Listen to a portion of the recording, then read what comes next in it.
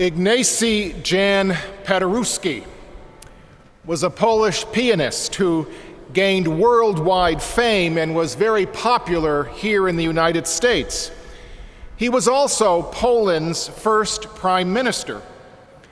There's a wonderful story that has always accompanied this great pianist, and though it might be fictional, it does provide us with a true image of how our God works with each one of us.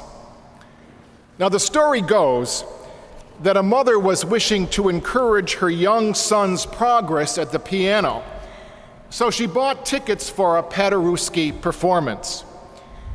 When the night arrived, they found their seats near the front of the concert hall, and they eyed the majestic Steinway that was waiting on the stage.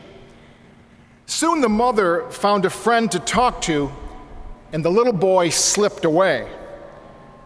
When the 8 o'clock hour arrived, the spotlights came on, the audience quieted, and only then did the mother notice that the little boy was up on the piano bench, innocently picking out "Twinkle, Twinkle, Little Star." And as any mother would, she gasped. But before she could run up and retrieve her son, the master appears on the stage. He quickly moves to the keyboard. He whispers into the little boy's ears, "Don't quit, keep playing." And then he leaned over and he reached down with his left hand and began to fill in the bass part. And soon his right arm reached around the other side, encircling the whole child to add a running obbligato. And together, the old master and the young novice held the crowd mesmerized.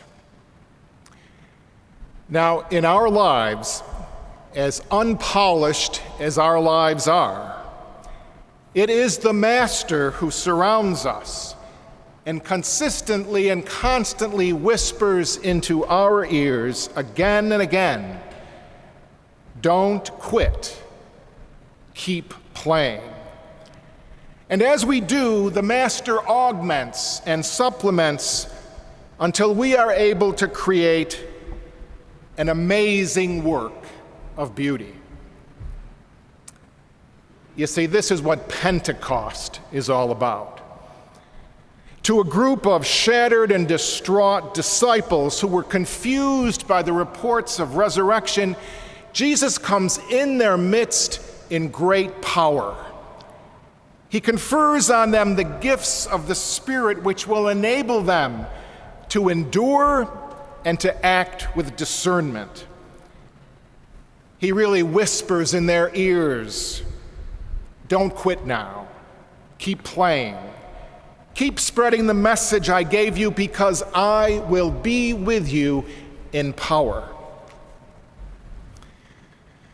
The Holy Spirit is the lively and the immediate presence of God in our lives. The Holy Spirit is the power by whom a Christian lives from day to day. The Holy Spirit is the one who turns our religion from being a matter of words into life, from being a dim image of a distant God or a pious recollection of Jesus of Nazareth into what is and should be a daily dynamic.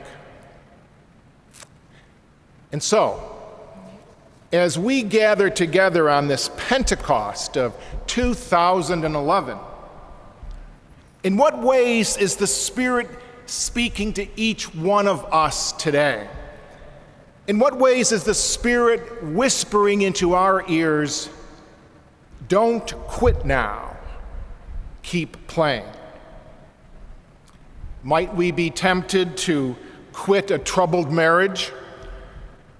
Might we be wanting to give up on our children, to run away from the challenges of a friendship, to desert the church at a time when it's struggling, to forego the painful duties of caring for a sick relative or friend, to quit school because it's too hard,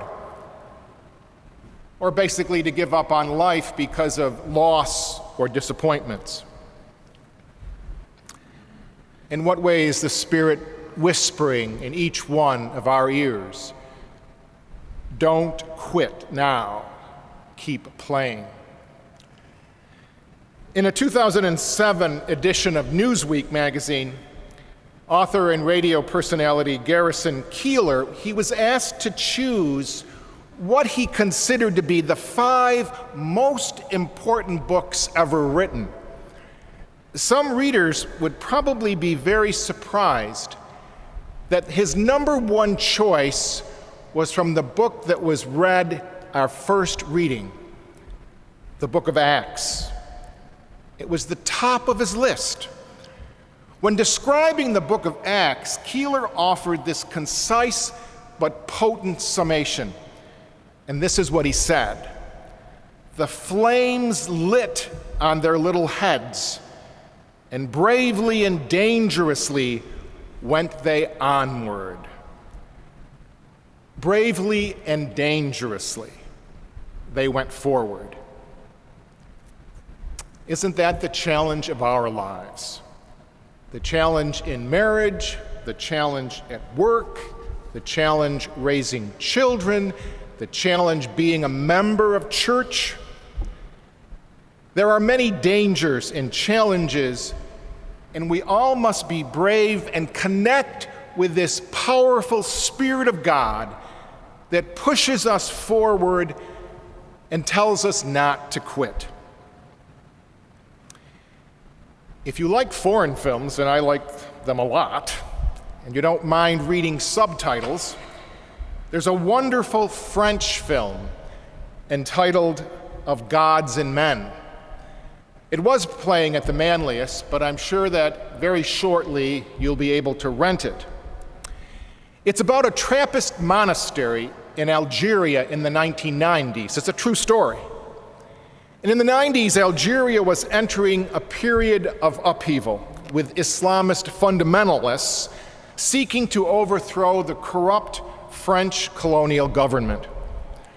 The monks there were caring for the Muslim peasants. The monks didn't care if you were Christian or Catholic or no belief, but they provided health care and counseling for these peasants. Most of the monks were elderly. Their life, their world was simple, but their simple world was shattered by Islamic terrorism. And they knew that if they stayed, they would be killed. But the peasants begged them to stay. They needed them. The whole movie basically is about their decision to stay. And they do not reach this decision without tremendous inner conflict. And when they finally reach it, there's a magnificent scene of the Last Supper. There are bottles of wine flowing. There's the music of Swan Lake that blares from the boombox. And as this music plays, the camera just focuses on the faces, the silent faces of these monks, listening to Tchaikovsky.